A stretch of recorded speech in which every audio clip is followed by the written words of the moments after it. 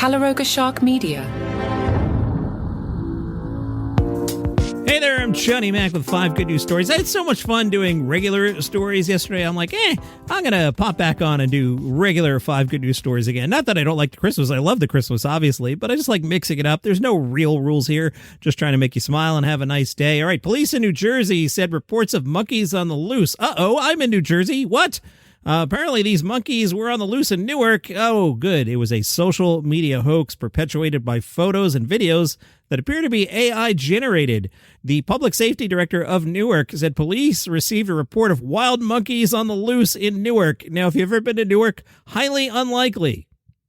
And that came a day after local animal control received similar reports of monkeys loose on the streets of Newark. Again, highly unlikely. The public safety director said officials have not located any monkeys. Any photos or videos posted on social media regarding this incident are likely AI generated. He said likely. He didn't say definitely. So there may be wild monkeys out there. Be careful. Hey, good news. If you like a casual walk, just 4,000 steps once or twice a week might help you live longer, especially if you're a senior.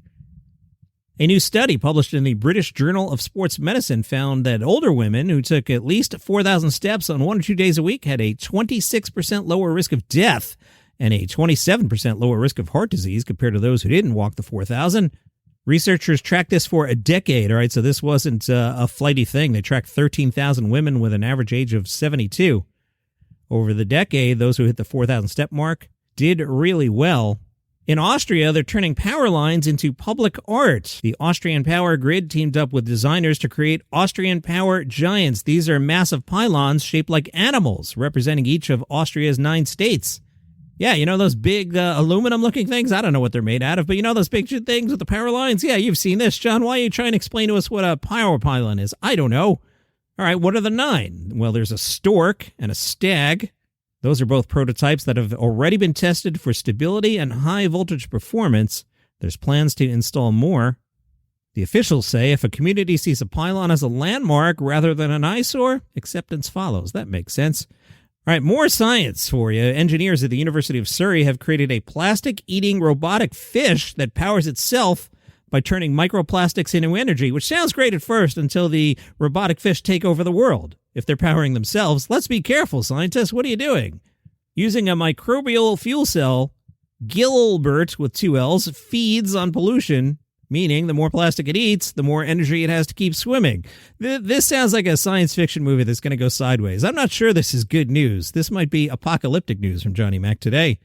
As it glides through the water, Gilbert filters out small particles as small as 2 millimeters, and it glows in the dark so researchers can track it. For now, Dr. Robert says, we don't know where the vast majority of plastic dumped into our waterways ends up. We hope the robofish and its future descendants are the first steps in the right direction in helping us control this plastic pollution problem. Sure, but what is your solution to controlling the robofish population?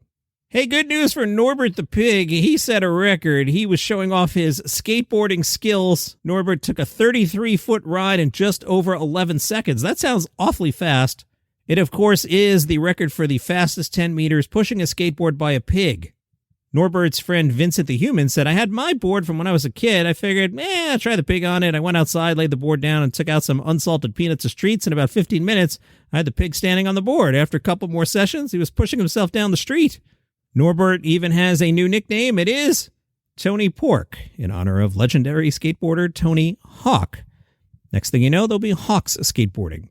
And what will we nickname them? I don't know. Those are your 5 good news stories for today. Hey, if you would like this thing without commercial interruption, open up Apple Podcasts. There's a banner there. It says Uninterrupted Listening, and for $5 a month, you'll get this show and a bunch of others on the network, including Daily Comedy News, which I host 7 days a week. You'll get those commercial free.